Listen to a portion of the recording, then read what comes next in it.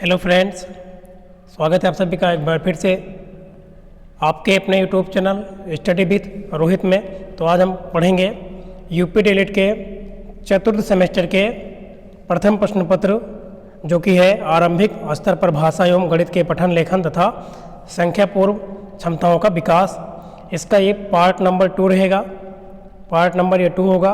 पहले पार्ट में हम जो है 2022 से लेकर 2020 तक के सभी प्रश्नों को फुल एक्सप्लेनेशन के साथ पढ़े हैं। यदि आपने उस क्लास को नहीं देखा तो आप उसे देख सकते हैं और एग्ज़ाम में एक बेहतरीन स्कोर आप कर सकते हैं। साथ ही आपको बताना चलें कि और भी अदर जो है सब्जेक्ट आपके हैं, उनकी भी क्लासेस चैनल पर उपलब्ध है, आप उसे देख सकते हैं और बहुत ही अच्छा स्कोर आप एग्ज़ाम में कर पाएंगे।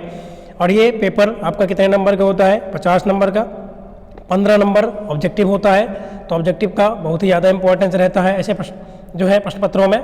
तो बिना देरी के हुए क्लास को करते हैं स्टार्ट और लेते हैं पहला प्रश्न 2019 से, क्योंकि 20 तक हम ऑलरेडी पहले पार्ट में कर चुके हैं और बहुत ही डिटेल तरीके से प्रश्नों को पढ़ा जाएगा। तो आइए बिना देरी के हुए करते हैं स्टार्ट और लेते हैं पहला प्रश्न। पहला प्रश्न लेते हैं 2019 का। ठीक है, 2019 से पढ़ेंगे। तो क्वेश्चन है हमारा ये रहा। 2019 शुरू होता है आपका क्वेश्चन नंबर 46 से। तो पहला प्रश्न क्या दिया है? पहला प्रश्न है आपका कि निम्नलिखित में स्वर नहीं है। क्या बताना है?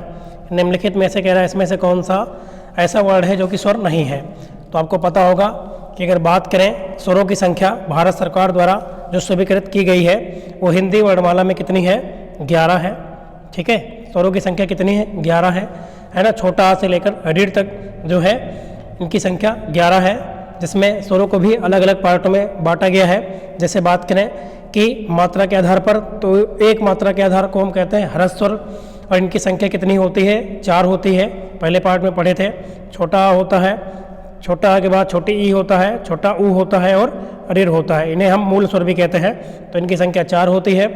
और उसके बाद अगर बात करें दीर्घ स्वर या फिर गुरु स्वर या संधि स्वर या द्विमात्रिक स्वर कहते हैं, तो ये कौन कौन होते हैं? ये होता है आपका बड़ा आ, उसके बाद बड़ी ई, बड़ा ऊ, उसके बाद ए होता है, उसके बाद आपका आय होता है और ओ होता है और आओ होता है। ये होते हैं आपके दीर्घ स्वर।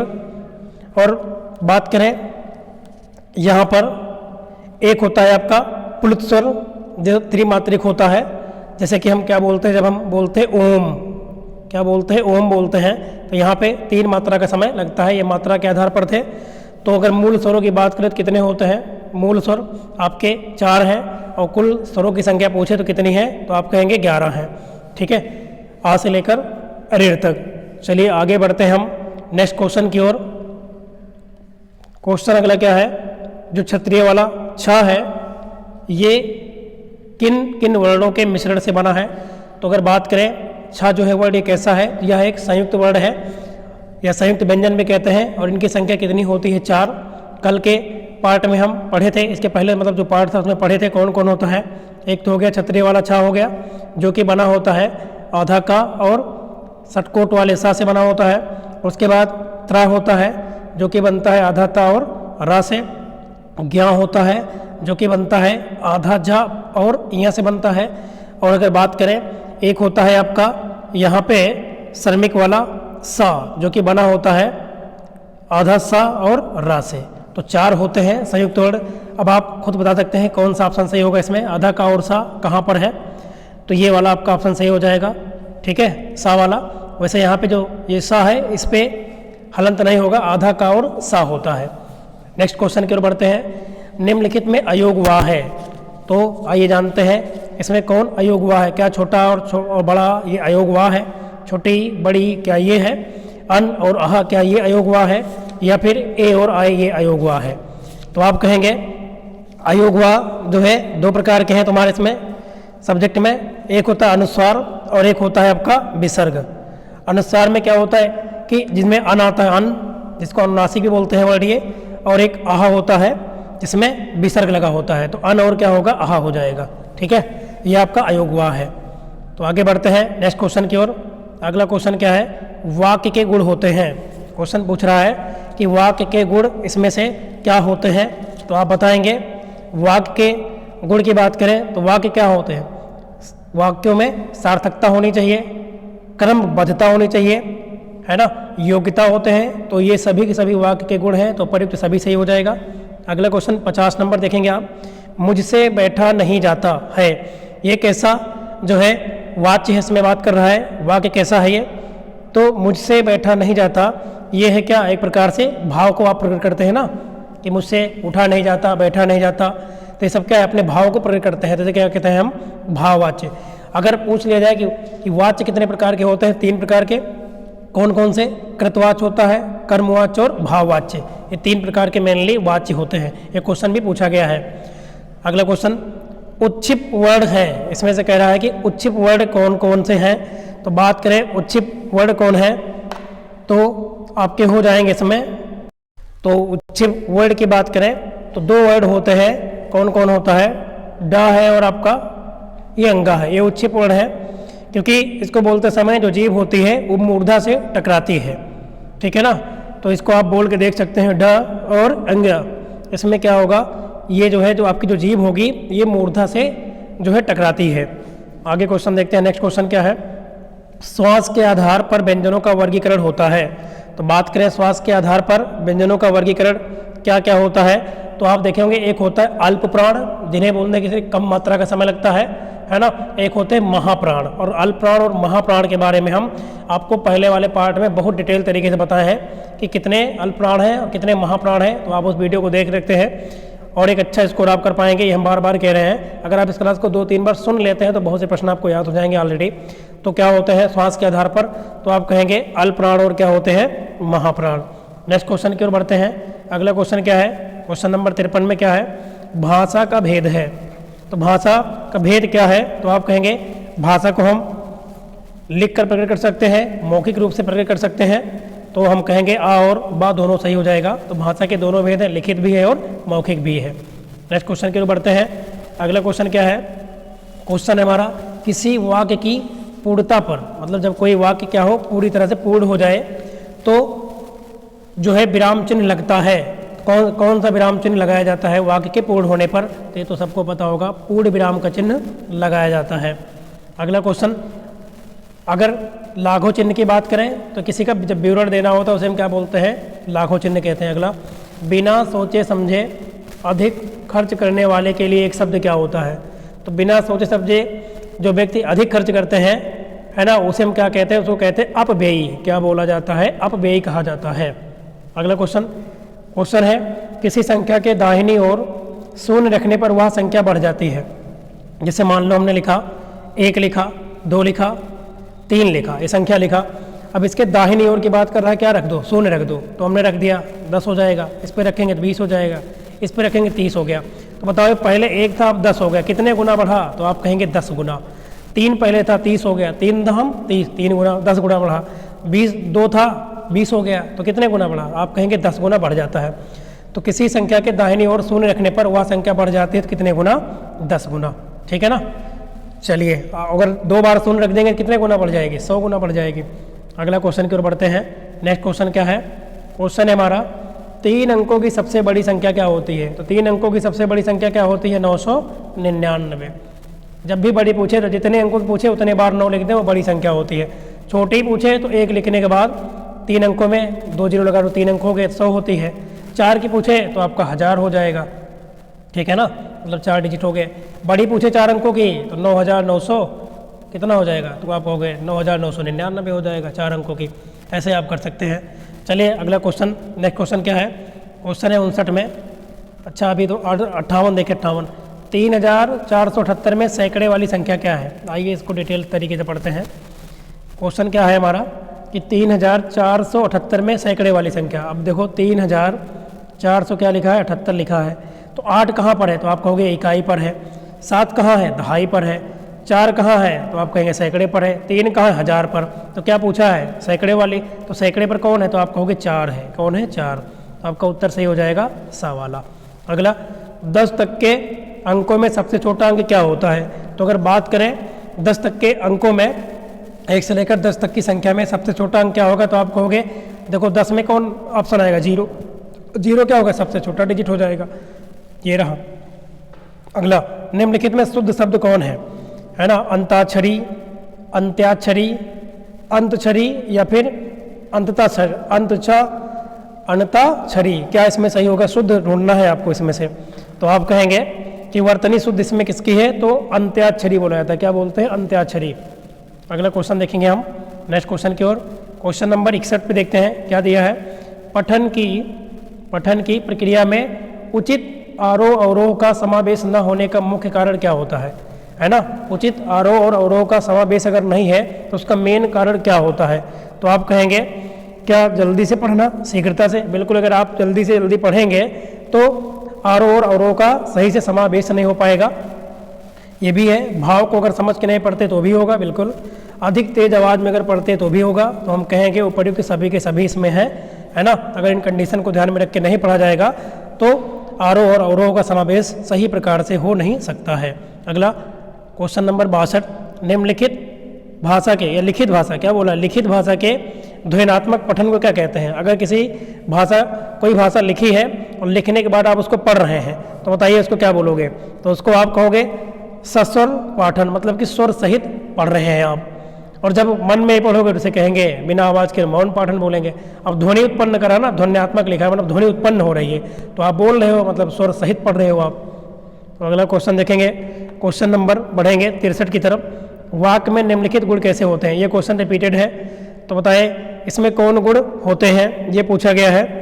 सार्थकता होती है, बिल्कुल। क्रमबद्धता भी होती है, तो हम कहेंगे उपर्युक्त दोनों सही हो जाएगा, ठीक है ना? वाक्य में सार्थकता का गुण पाया जाता है और क्रमबद्धता का गुण पाया जाता है।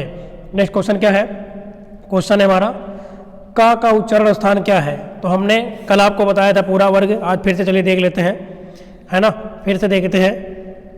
का वर्ग जिसमें 5 वर्ण आते हैं, का ख ग घ अंग। उसके बाद क्या आता है? चा वर्ग, चा छा जा झा इया। फिर क्या आता है? टा वर्ग, टा ठा डा ढा ड़ा। फिर क्या आता है? ता वर्ग, ता था दा धा ना। फिर क्या आता है? पा वर्ग, पा फा बा भा मा। तो हर वर्ग में 5 वर्ण होते हैं। इनको हम का से लेकर माँ तक बात करें तो स्पर्श व्यंजन भी कहते हैं। और जो का उच्चारण स्थान होता है, मैंने एक ट्रिक बताया था, KTM2, ये बताया था। मतलब जो का वर्ग है, का वर्ग, इसका उच्चारण स्थान क्या होता है? कंठ होता है। चा वर्ग क्या होता है? तालु होता है। टा वर्ग क्या होता है? मूर्धा होता है। और ता वर्ग क्या होता है? तो आप कहेंगे दंत होता है। बोल के देखो, ता थ द ध न। और जो पा वर्ग है इसका होता है ओष्ठ होता है, ठीक है? तो किसका पूछा? का। तो आप कहोगे का मतलब क्या होगा? यहाँ पे कंठ होगा। तो आपका उत्तर क्या हो जाएगा? सा वाला, मतलब कि कंठ सही हो जाएगा। नेक्स्ट क्वेश्चन की ओर बढ़ते हैं। अगला क्वेश्चन क्या है? इच्छा शब्द का पर्यायवाची है। क्या क्वेश्चन है? इच्छा शब्द का पर्यायवाची है। तो यदि क्लास आपको पसंद आ रही हो तो लाइक कर दिया करें, इससे एक मोटिवेशन मिलता है ना, नेक्स्ट वीडियो बनाने के लिए। इच्छा शब्द का पर्यायवाची क्या है? तो इच्छा शब्द का पर्यायवाची आशा, बिल्कुल, आशा भी इच्छा का पर्यायवाची है। स्पृहा भी होता है, अभिलाषा भी इच्छा का ही पर्यायवाची है। तो उपयुक्त सभी सही हो जाएंगे इसमें। अगला कोष्टक चिन्ह है, तो इसमें से कह रहा है कोष्टक चिन्ह कौन सा है? तो कोष्टक चिन्ह कितने प्रकार के होते हैं? तो 3 प्रकार के होते हैं, वैसे 4 होते हैं। एक तो इसमें दिया नहीं, एक ये आपका कौन सा है? छोटा ब्रैकेट होता है। ये आपका कौन ब्रैकेट है? मंझला ब्रैकेट। ये आपका बड़ा ब्रैकेट है। एक होता है बार ब्रैकेट, है ना? आप देखते होंगे जैसे 2 और 4 लिखा है, उसके ऊपर ऐसे लगा है, इसको भी ब्रैकेट बोलते हैं। तो लेकिन आपके इसमें 3 ही प्रकार है, छोटा वाला, मंझला और बड़ा। तो ये सभी सही हो जाएगा, कोष्टक ब्रैकेट ये सभी हैं। नेक्स्ट क्वेश्चन की ओर बढ़ते हैं। अगला क्वेश्चन क्या है? 67 नंबर में क्या दिया है क्वेश्चन में? किसी कथन का विस्तार देने वाले विवरण को प्रारंभ करने के लिए कौन चिन्ह लगाते हैं? तो विवरण चिन्ह का प्रयोग करते हैं। और विवरण चिन्ह की अगर बात करें तो ये कौन है? ये होता है विवरण चिन्ह। और जो ये चिन्ह दिए गए थे, ये किसके द्वारा दिए गए थे? तो कामता प्रसाद के द्वारा दिए गए थे। आप कमेंट में बताएंगे कितने चिन्ह इन्होंने दिए थे और ये चिन्ह कहाँ से लिए थे, किस भाषा से, ठीक है? ताकि आपका भी रिवीजन हो जाएगा अच्छे से। नेक्स्ट क्वेश्चन, शुद्ध शब्द है इसमें से कौन? उज्ज्वल, उज्ज्वल, उज्ज्वल या फिर उज्ज्वल, ये सही होगा। तो अगर देखा जाए तो उज्ज्वल ऐसे लिखा जाता है, छोटा ऊ आधा जा, फिर आधा जा, फिर वाह, फिर ला। तो क्या हो जाएगा आपका? आप कहेंगे ऑप्शन द सही होगा, उज्ज्वल लिखा होता, ठीक है ना? अगला क्वेश्चन क्या है? नेक्स्ट क्वेश्चन है, थोड़ा छोटा करते हैं इसको ताकि क्लियर दिखे। ये 2018 में से पूछे गए प्रश्न है। जिन स्वरों का उच्चारण करते समय मुख पूरी तरह से खुला रहता है उसे हम क्या कहते हैं? तो मुख अगर पूरी तरह से खुला है तो उसे कहते हैं विवृत स्वर। क्या बोलते हैं? विवृत स्वर। और अगर पूरी तरह से नहीं खुलता है तो अगर थोड़ा बहुत खुलता है उसे क्या बोलेंगे? संवृत स्वर भी कहते हैं। और आधा खुलता है तो अर्ध संवृत स्वर कहते हैं। अगला क्वेश्चन क्या है? 70 नंबर देखेंगे आप, क्या दिया है 70 में? शब्द की विशेषता है, शब्दों के मेल से वाक्य बनते हैं, वाक्य में प्रयोग किए गए शब्द पद कहलाते हैं, शब्दों के बिना भाषा का कोई अस्तित्व नहीं है, या फिर ये सभी। तो आप बताएंगे कि शब्दों की विशेषता क्या है? तो शब्दों के मेल से ही क्या बनता है? पूरा का पूरा वाक्य बनता है। जैसे राम घर जाता है, और वाक्यों में प्रयोग के जो शब्द होते हैं उन्हें हम पद भी कहते हैं। शब्दों के बिना भाषा कोई अस्तित्व नहीं है, बिल्कुल नहीं है, तो हम कहेंगे उपयुक्त सभी सही हो जाएगा। ठीक है। नेक्स्ट क्वेश्चन में, क्वेश्चन क्या है? दी हुई संख्याओं का अवरोही क्रम। अब देखिए 2 क्रम होते हैं, एक होता है आरोही क्रम, एक होता है अवरोही। आरोही क्रम का मतलब होता है बढ़ता हुआ क्रम। कौन क्रम होता है? आरोही का मतलब बढ़ता हुआ क्रम। और एक होता है आपका अवरोही। अवरोही का मतलब क्या होता है? तो घटता हुआ क्रम, घटता हुआ क्रम। ठीक है ना। बढ़ेगा कब? जब छोटे से बड़े की ओर जाएंगे तो बढ़ेगा। घटेगा कब? जब बड़े से छोटे की ओर जाएंगे तो घटेगा। इसमें क्या पूछा? अवरोही। अवरोही मतलब बड़े से छोटे की ओर जाएंगे, हम घटते हुए क्रम में लिखेंगे। तो संख्याएं आपकी ये दी गई हैं 7854, 7846, 7800 कितना दिया है? 64, या फिर इसमें क्या दिया? 78। तो बताइए कौन सा बनना चाहिए? सबसे छोटा तो हमारा ये है, तो सबसे बड़ा ढूंढो आप। तो आप कहोगे सबसे बड़ा इसमें कौन है? 7854, 46 और 64 में कौन बड़ा है? तो आप कहोगे 7864 पहले बड़ा है। तो 7864 किस ऑप्शन में है? देखो ये दोनों ऑप्शन में तो होगा नहीं, क्योंकि इसमें पहले 78 है, तो ये और इसमें दिख रहा है। इसके बाद कौन आएगा? 64 के बाद 54 आएगा, 54 ये हो जाएगा। 54 के बाद कौन आएगा? तो आप कहेंगे 46 आएगा। तो आपका पहला उत्तर सही हो जाएगा, पहला ही सही हो जाएगा। समझ में आया ना? आरोही का मतलब बढ़ता हुआ, अवरोही का मतलब घटता हुआ क्रम। नेक्स्ट क्वेश्चन की ओर बढ़ते हैं। अगला क्वेश्चन क्या दिया है? संख्या 5 को 0 से गुणा करने पर प्राप्त जो है होगा, क्या प्राप्त होगा इसमें से? तो बताएंगे आप किसी भी संख्या को, चाहे 5 हो, चाहे 10 हो, चाहे 20 हो, अगर आप उसको 0 से गुणा कर देते हैं 0 से, तो कितना उत्तर आएगा? तो आप कहोगे सब 0 हो जाता है। तो यहाँ पे कितना आएगा? 0, 0 ही आएगा। तो 0 से चाहे जिस संख्या को गुणा करोगे आप, गुणा चाहे इतना बड़ा हो गुणा, अगर 0 से गुणा हो गया तो सबका मान 0 हो जाता है। अगला, यदि 0 को किसी संख्या से भाग देने पर क्या भागफल आता है? 0 को मतलब 0 को भाग करना किसी भी संख्या से, मान लो 1 से भाग करना हो, 10 से भाग करना हो, ठीक है, या फिर 5 से भाग करना हो, तो क्या आएगा?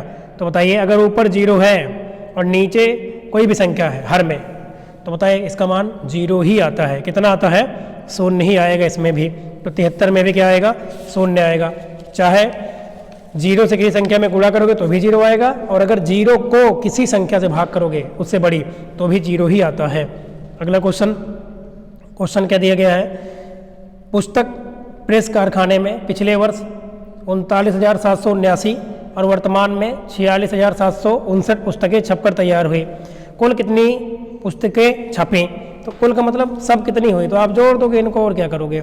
आप जोड़ोगे 39,779 में 46,759 आप जोड़ देंगे, तो जोड़ो कितना आएगा? 9 9 18 के 8, एक आया कैरी, 7 5 12 और 1 13 के 3, एक आया, 7 7 14 1 15 के 5, एक आया, 9 6 15 1 16 के 6, एक आया, 4 3 7 और 1 8, कितना आ गया?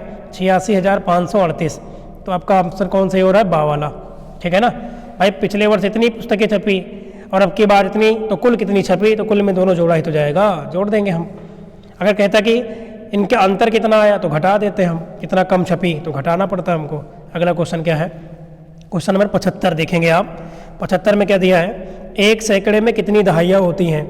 अगर बात करें 1 सैकड़े में कितनी दहाइयाँ, तो आप कहोगे 10 दहाइयाँ। कैसे? देखो दहाई का मतलब होता है 10 का गुणा, 1 सैकड़े का मतलब होता है 100। अब 100 को आप क्या लिख सकते हो? 10 गुणे 10 लिख सकते हो ना, 10 मतलब दहाई। तो कितनी दहाई है? देखो 10 गुणे 10 मतलब ये 10 दहाई बन रही है इसमें। तो 1 सैकड़े में कितनी दहाइयाँ? 10 दहाइयाँ होती हैं। अगला, लेखन की अशुद्धि को दूर करने के क्या उपाय हैं? 12 खड़ी का अभ्यास करना, क्या ये उपाय है? बिल्कुल है। अगर 12 खड़ी का अभ्यास आप करते हैं तो लेखन लिखते समय अशुद्धियाँ नहीं होंगी। व्याकरण का समुचित अगर ज्ञान है तो भी नहीं होगा। उच्चारण की अगर अस्पष्टता है तो भी नहीं होगा। तो इसमें सब सही होगा, उपयुक्त सभी के सभी। अगला क्वेश्चन देखते हैं 77 नंबर में क्या दिया है? पठन का क्या महत्व है? पठन हम किसके लिए करते हैं? ठीक है ना। पठन किस लिए किया जाता है, तो आप कहेंगे ज्ञानार्जन के लिए, ज्ञान को अर्जित करने के लिए बिल्कुल, मनोरंजन के लिए भी, समाचार को पढ़ाने के लिए, पढ़ने के लिए भी, तो हम कहेंगे उपर्युक्त सभी के सभी सही हैं, ठीक है ना।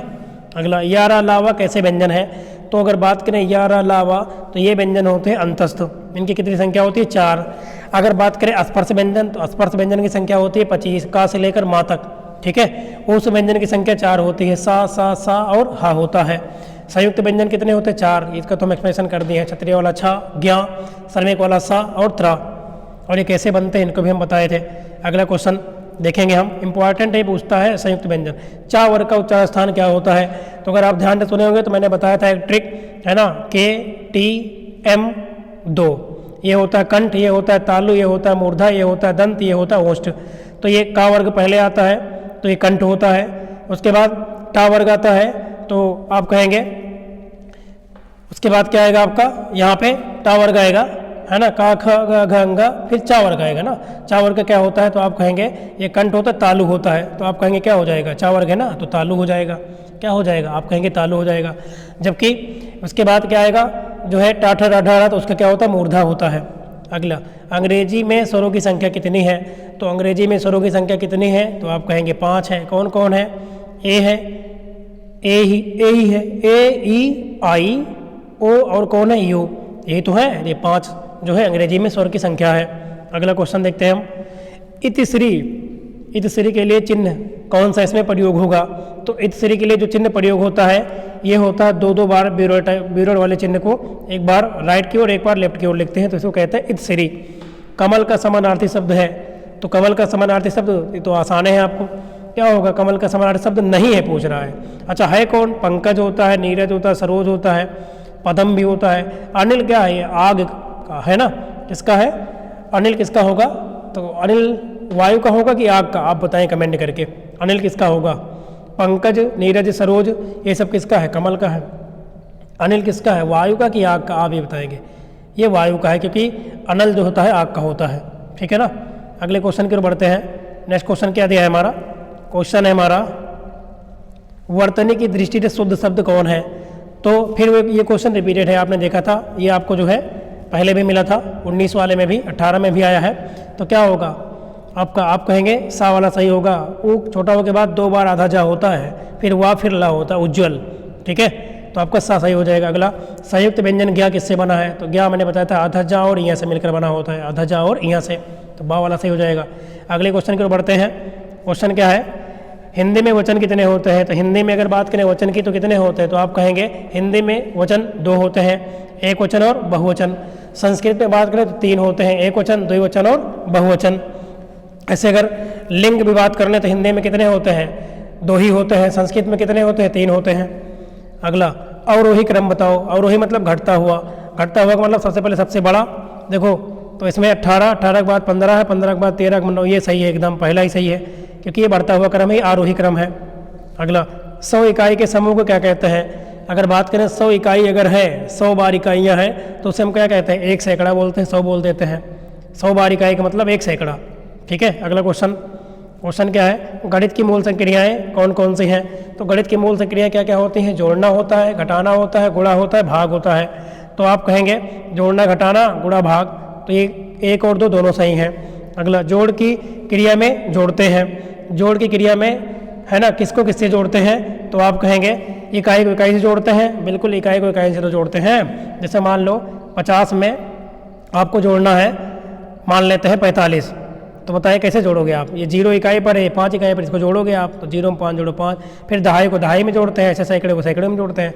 तो आप कहेंगे इकाई को इकाई से, दहाई को दहाई से, सैकड़े को सैकड़े से, तो उपर्युक्त सभी के सभी सही हो जाएंगे। नेक्स्ट क्वेश्चन की ओर बढ़ते हैं 90 पर।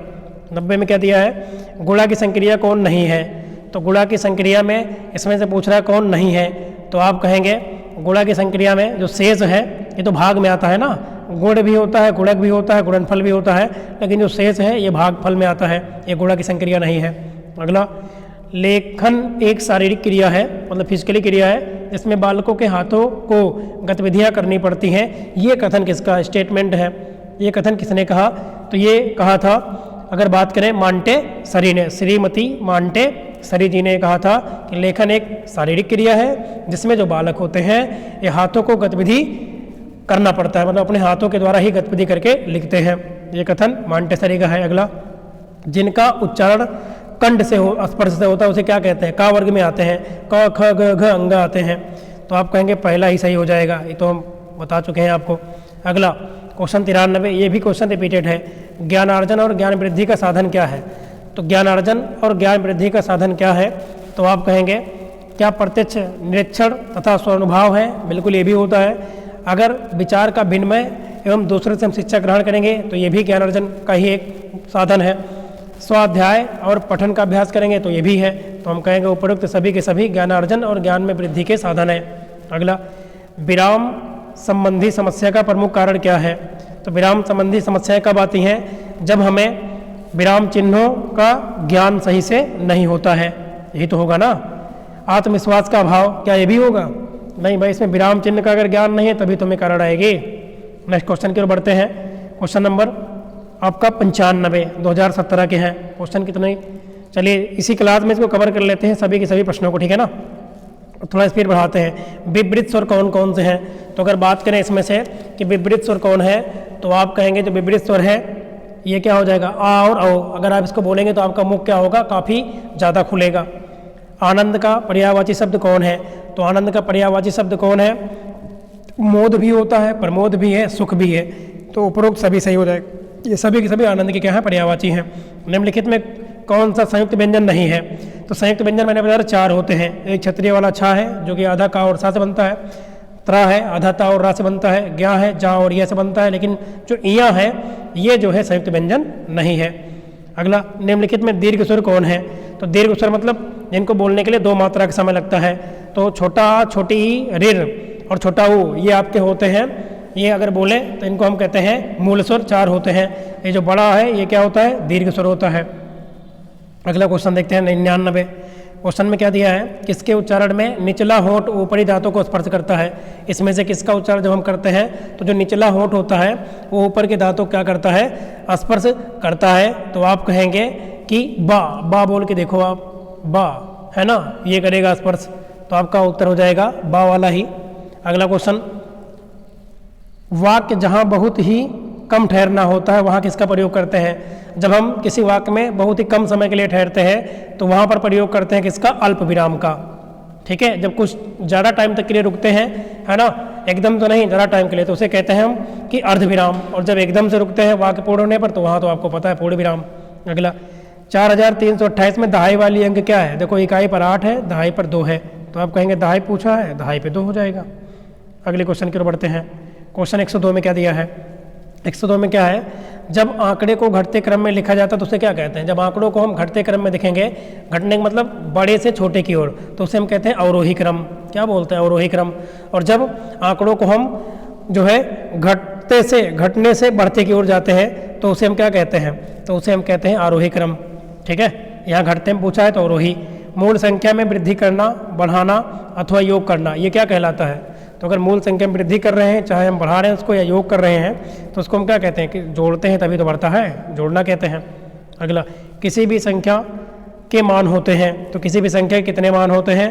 तो आप कहेंगे किसी भी संख्या के 2 मान होते हैं। एक कौन होता है? तो आप कहेंगे एक होता है आपका जातीय मान और एक होता है स्थानीय मान। मतलब एक प्लेस वैल्यू, एक फेस वैल्यू होती है, फेस वैल्यू। अगले क्वेश्चन की ओर बढ़ते हैं। क्वेश्चन अगला है 3 अंकों की सबसे पहली संख्या कौन है? अब 3 अंक कहाँ शुरू होता है? तो आप कहोगे 3 अंक 100 से तो शुरू होगा, तो 100 हो जाएगा। अगले क्वेश्चन की ओर बढ़ते हैं।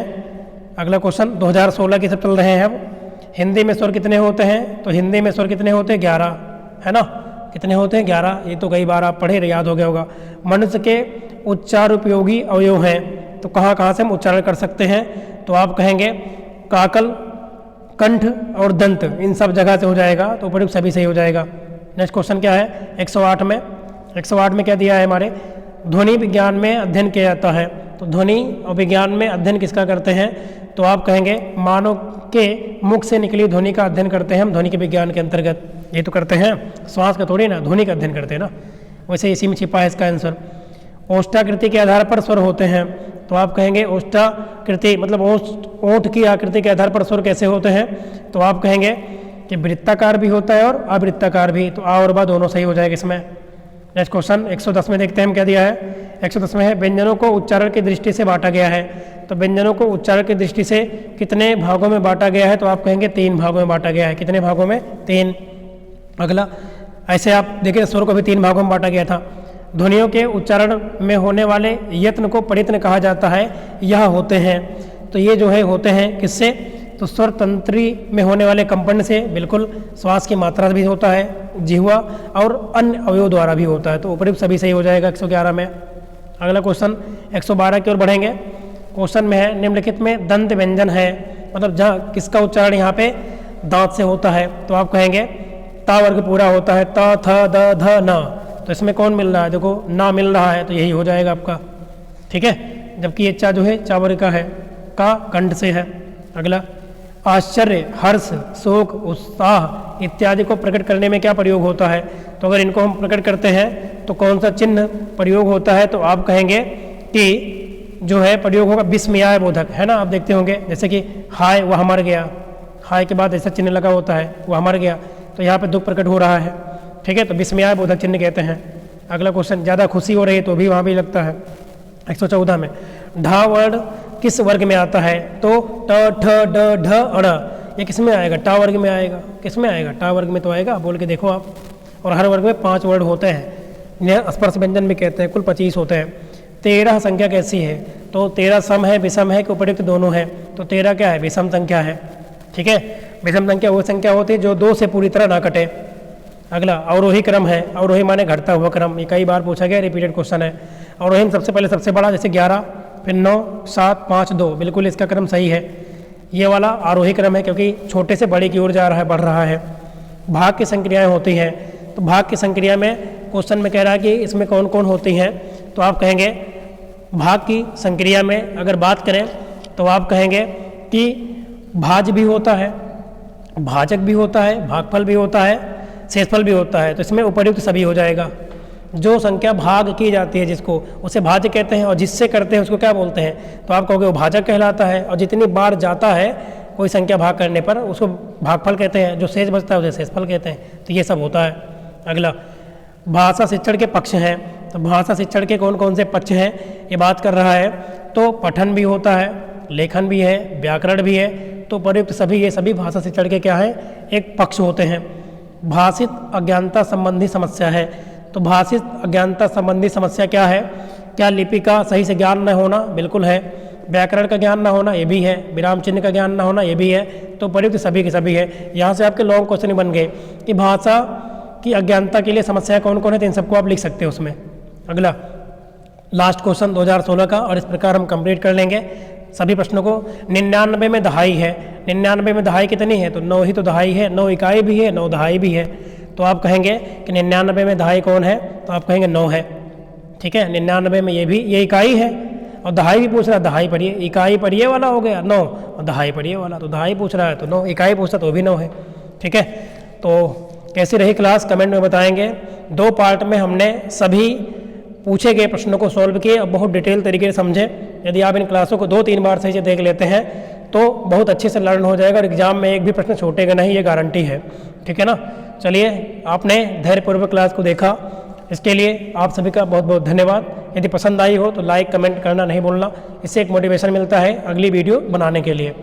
चलिए, एक बार पुनः आप सभी का बहुत बहुत धन्यवाद।